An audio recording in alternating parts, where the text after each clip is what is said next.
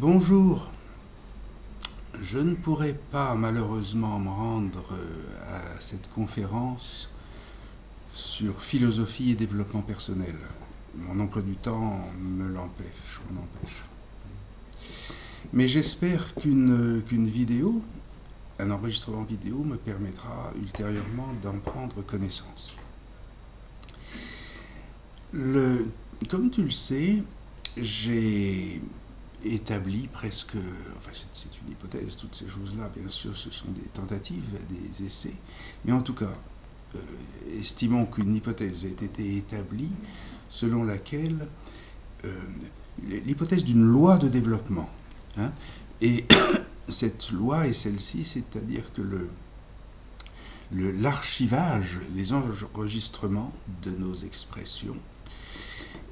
font partie du développement personnel. Donc j'ai bon espoir que cette conférence sera enregistrée. D'autant qu'il y a quelque chose de très stimulant qui arrive ce matin sous la forme d'un article web sur Twitter, à propos de Twitter et d'une application d'une compagnie, d'une entreprise qui s'appelle Lives On, qui va permettre aux gens de Twitter qui ont tweeté suffisamment durant leur existence de pouvoir être soutenus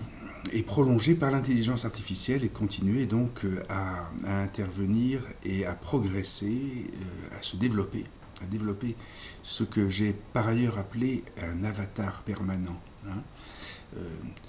Alors ce qui est intéressant, c'est de voir que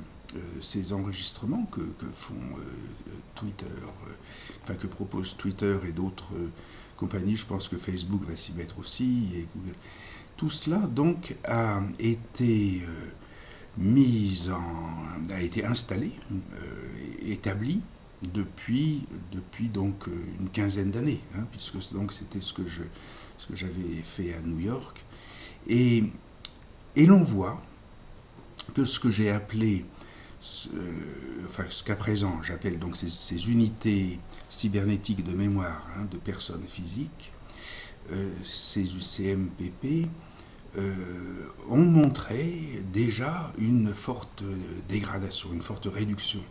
dans la forme des Lives On, qui sont des formations extrêmement partielles et parcellaires de l'UCMPP dans sa formule générale. Eh bien, cette inhibition, puis ce recul, et enfin cette fixation, me semble donner une assez bonne image de la manière dont le développement personnel aura pu devenir avec la philosophie le résultat d'une inhibition, d'un recul et finalement d'une fixation aux formes actuelles de la philosophie, qui sont donc bien éloignées de l'art de la mémoire initiale de